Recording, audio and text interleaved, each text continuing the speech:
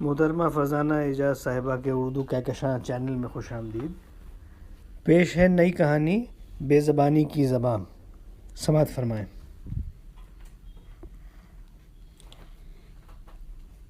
ممتا کا تشکر اس کہانی کا دوسرا عنوان ہے۔ ویسے تو اسے جانوروں سے کبھی کوئی خاص رغبت نہیں رہی، نہ بلی سے، نہ کتے سے، نہ چڑیا سے، اور نہ ہرے ہرے طوطے سے۔ چڑیوں کو اپنی تفریح تباہ کے لیے پنجروں میں قید کرنا اور انہیں پنجروں کی سلاخوں سے اپنی بے نور اور بے رونق اور حسرت بھری آنکھوں سے ادھر آزاد فضاؤں میں آزادی سے اڑنے والے آزاد پرندوں کو اڑتے دیکھنا تو اسے بالکل نہیں بھاتا تھا۔ وہ سوچا کرتی تھی کہ قدرت نے انہیں لامتناہی کھلی فضاؤں، نیلے آسمانوں، اونچے نیچے پہاڑوں، سمندروں کے ہلکورے لیتے پانی پر پھیلا کر آڑے ترچھے ہو کر پرواز کرنے کے لیے بنایا ہے۔ پھر انسان اپنی کون سی خواہش کی تسکین کے لیے ان معصوموں کو قید کر دیتا ہے۔ اس کے گھر میں اس کے ابو کی کتابوں کی الماری کی ایک ریک کے پیچھے نہ معلوم کب اور کیسے ایک بلی نے اپنے کئی نوزائیدہ بچے چھپا رکھے تھے۔ شاید بلی کا خیال ہوگا کہ اس کے ننھے منھے بچوں کے لیے اس سے زیادہ محفوظ جگہ کہاں ملے گی۔ کمرہ اکثر بند یا خالی رہا کرتا تھا۔ خدا معلوم کب اور کیسے یہ والدہ محترمہ بلی صاحبہ اپنے 5 عدد نور نظر لختے جگروں کے ساتھ وہاں داخل ہو گئی تھی۔ آہستہ آہستہ اپنے 4 بچوں کو وہ منہ میں دبا کر کہیں اور منتقل کر لے گئی تھی، مگر ایک بچہ وہیں کہیں چھپا رہ گیا۔ ایسا تو ممکن ہی نہیں کہ کوئی ماں اپنے بچوں کی گنتی بھول جائے۔ ضرور والدہ غریب کے ساتھ کوئی انہونی ہو گئی ہوگی کہ وہ پلٹ کر ادھر آئی ہی نہیں، اور یہ یتیم یسیر بچہ خود ہی رینگتا ہوا، میاؤں میاؤں کرتا ہوا، یقین ہے کہ بھوکا پیاسا بھی کتابوں کی اوٹ سے نکل آیا۔ گھر والوں نے ترس کھا کر اس کے آگے کٹوری میں ذرا سا دودھ رکھ دیا۔ دودھ پی کر وہ رینگتا ہوا بڑے کمرے میں بچھے تخت کے چوکے کے نیچے بہت اندر گھس کر بیٹھ گیا۔ اب جب بھی وہ بھوکا ہوتا، میاؤں میاؤں کر کے تخت کے نیچے سے جھانکتا، جیسے کہہ رہا ہو، ارے یہ میرا ڈنر ٹائم ہے یا لنچ ٹائم ہے اور کسی کو دھیان ہی نہیں۔ وہ مسہری پر بیٹھی گھر کی مالکن کی آواز سنائی دیتی کہ بچے کی کٹوری میں دودھ ڈالا جائے۔ بن بلائے مہمان کی گھر والوں پر بچے کی از خود مسلط کی ہوئی مہمانداری کے سب گھر والے عادی ہوتے جا رہے تھے، اور ایک نامعلوم سا رشتہ میزبانوں اور اس بن بلائے مہمان کے درمیان آپ ہی آپ قائم ہوتا چلا جا رہا تھا۔ گھر والوں کو اب اس بچے کی حفاظت کی بڑی فکر ہونے لگی تھی کہ کہیں کوئی موذی بلہ اس ننھی سی جان کو کوئی نقصان نہ پہنچائے یا سردی سے بچے کو کوئی تکلیف نہ ہو جائے۔ گھر میں ایک انوکھی سی مصروفیت بڑھتی جا رہی تھی۔ بڑھتے جاڑوں کی ایک رات جب اس نے لحاف خود پر مزید گھسیٹ کر اپنے پاؤں پھیلانا چاہے تو اسے معلوم ہوا کہ اس کے لحاف کا کونا کہیں پھنس رہا ہے۔ لحاف جھٹکنے پر میاؤں کی ننھی سی آواز پر وہ چونک کر اٹھ کر بیٹھ گئی۔ ننھا منا بن بلایا مہمان اس کے گرم گرم بستر کے پایتی سکڑا چمٹا بیٹھا تھا۔ یہ پہلا دن تھا کہ اس بچے سے اس کی ہلکی جان پہچان ہوئی۔ اب وہ روز ہی آ کر اس کے بستر کے کونے پر سکڑ کر بیٹھ جانا اپنا حق سمجھنے لگا۔ ایک روز وہ نہ جانے کہاں غائب ہو گیا۔ سب لوگ حیران پریشان تھے۔ الماریوں، کوٹریوں، لحاف گدوں کے انبار میں، مٹی کے چولہے کی نرم گرم راکھ میں، ہر جگہ اس کی تلاش ہوئی، اور پھر مایوسی کے ساتھ سب نے اس کی گمشدگی کو سہ لیا۔ دادی بولیں، اے ہے یہ بلی ایسی ہی ہوتی ہے، بے مروت، طوطا چشم، کھلاؤ پلاؤ اور ایک دن اڑن چھو۔ وہ سوچا کہ بلی اڑن چھو کیسے ہو سکتی ہے؟ دادی کہتی ہیں تو ہو سکتی ہوگی، کیا پتا۔ بہرحال دادی اس سے زیادہ تجربے کار ہیں، کیا پتا انہوں نے کبھی بلی کو اڑتے ہوئے بھی دیکھا ہو۔ شام کے سائے بڑھ رہے تھے کہ کہیں دور سے ڈری ہوئی آواز میں میاؤں میاؤں سنائی دیا۔ سارا گھر ادھر متوجہ تھا کہ دیکھا گیا کہ گھر کی بلند بالا عمارت کی چھت کے ایک چھجے سے ننھا منا بچہ خطرناک حد تک آدھا لٹک رہا ہے۔ خدا معلوم وہ وہاں تک پہنچا کیسے۔ محلہ بھر جمع ہو گیا۔ لمبی سی سیڑھی منگوائی گئی اور کوئی ننگے پاؤں آہستہ آہستہ سیڑھی سے چھت پر چڑھا۔ نیچے لوگ دم سادے کھڑے تھے کہ کہیں آہٹ پا کر بچہ چھجے سے کود نہ پڑے، اور اگر ایسا ہوا تو وہ یقیناً مر جائے گا۔ نیچے کھڑے لوگ دیکھ رہے تھے کہ اس کی آنکھوں میں خوف ہے اور وہ آنکھوں کی زبانیں التجا کر رہا ہے کہ کوئی اسے بچا لے۔ چھت پر چڑھے شخص نے پیچھے سے آ کر آہستہ سے اسے پکڑ لیا۔ اب بچہ اس اجنبی سے ایسا چمٹا اور آنکھیں بند کر لی جیسے اب اسے کوئی خوف نہ ہو، کوئی ڈر نہ ہو اور اب وہ محفوظ ہو۔ برسوں گزر گئے، یہ ساری باتیں خواب و خیال ہو گئیں، وہ بھی زندگی کے آپا دھاپی میں کہاں سے کہاں پہنچ گئی، لیکن وہ مظلوم میاؤں میاؤں اور وہ سہمی ہوئی آنکھیں اس کے شعور میں اکثر آتی جاتی رہیں۔ نہ معلوم کتنی سانسیں آتی جاتی رہیں اور خدا جانے کن کن مراحل سے گزر کر زندگی کے تیز بھاؤں میں بے ارادہ بہتے بہتے اب وہ اجنبی ملک اجنبی لوگوں میں رہ رہی تھی۔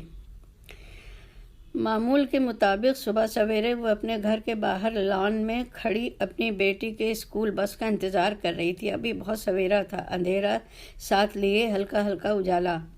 عمارت کی باؤنڈری وال پر پھیلی بوگنویلیا کی جھاڑیاں رنگ برنگے پھولوں سے لدالد بھری ہوئی تھیں۔ دور کہیں سے مالتی اور کامنی کے پھولوں کی مسحور کن مہک اب بھی آ رہی تھی۔ بچی کو بس میں سوار کر کے وہ گھر کے احاطے کی طرف آ رہی تھی کہ اچانک اسے بہت کمزور سی میاؤں میاؤں سنائی دی۔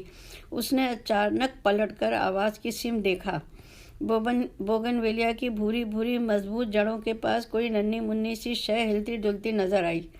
قریب جانے پر پتہ چلا کہ بلی کا ایک بہت ہی نازک ننھا منھا بچہ ہے جس کی ابھی آنکھیں بھی نہیں کھلی ہیں اور رینگ بھی نہیں سک رہا ہے۔ اس نے ادھر ادھر دیکھا مگر دور دور تک اسے کوئی بلی نظر نہیں آئی۔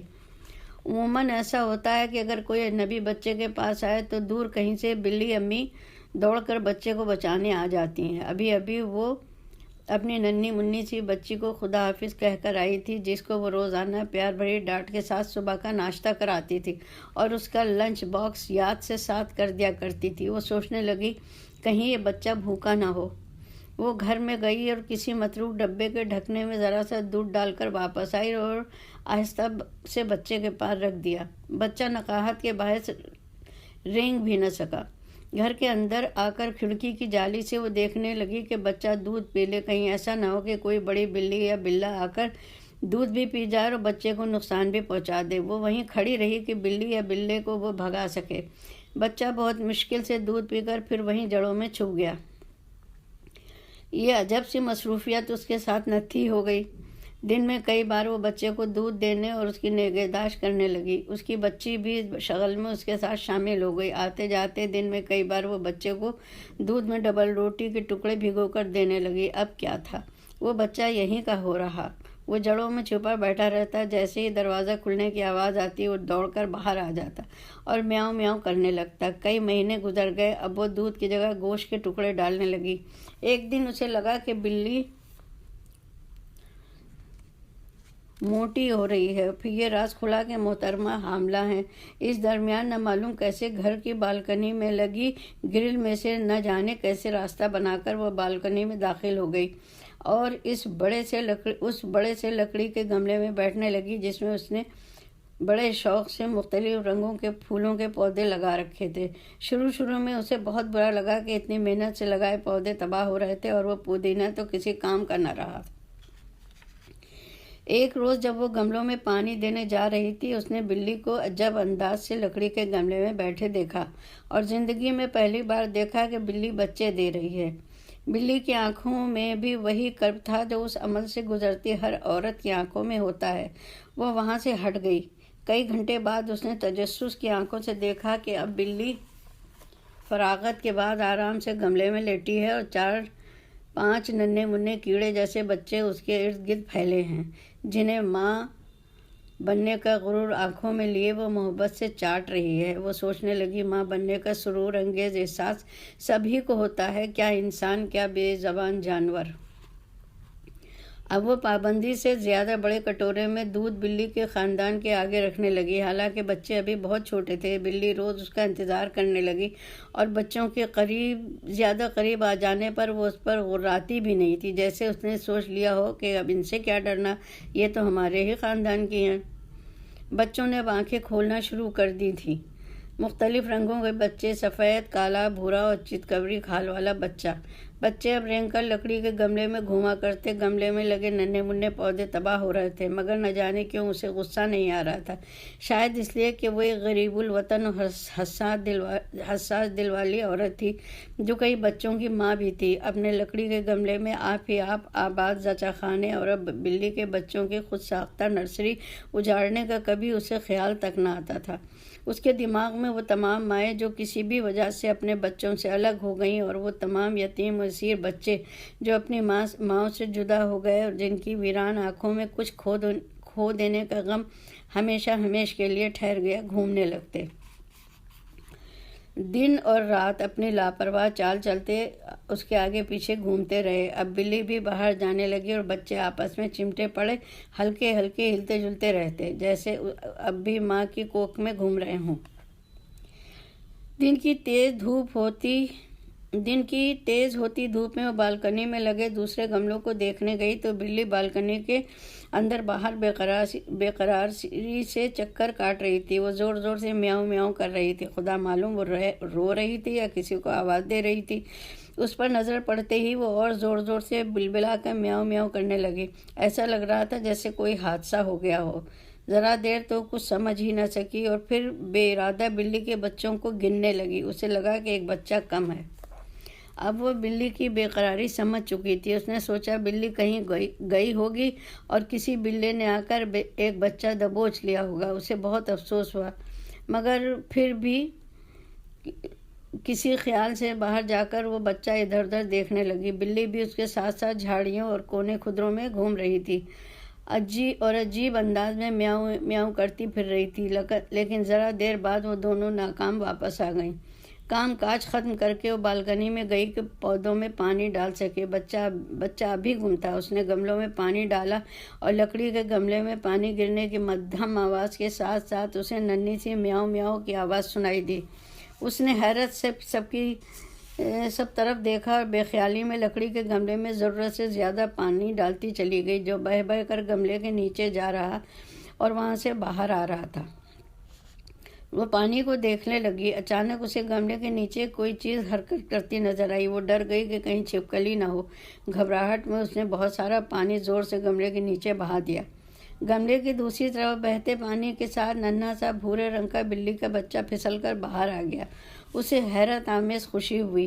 ذرا دور بلی بھی افسردہ سی بیٹھی تھی۔ بچے پر نظر پڑتے ہی یک بیک وہ اچھلی اور بھورے بچے کو منہ میں دبا کر لکڑی کے بڑے گملے کی دوسری طرف سہمے بیٹھے دوسرے بچوں کے پاس گھس گئی۔ وہ بے قراری سے بھورے بچے کو چاٹ رہی تھی اور باقی بچے ماں کے گرد چمٹے جا رہے تھے۔ ساکت کھڑی وہ یہ تماشا دیکھ رہی تھی۔ چند لمحوں بعد شاید بلی نے اس کی موجودگی کو محسوس کیا اور اس کی طرف تشکر بھری نظروں سے دیکھ کر ایسے میاؤں کی جیسے بچے کو تلاش کر دینے پر اس کا شکریہ ادا کر رہی ہو۔ بلی کی آنکھوں میں اس کی اس میاؤں میں کچھ ایسی بات تھی جسے وہ آج تک نہیں بھول سکی۔ ایسا لگ رہا تھا جیسے اس وقت بلی کی آنکھوں کو زبان مل گئی ہو۔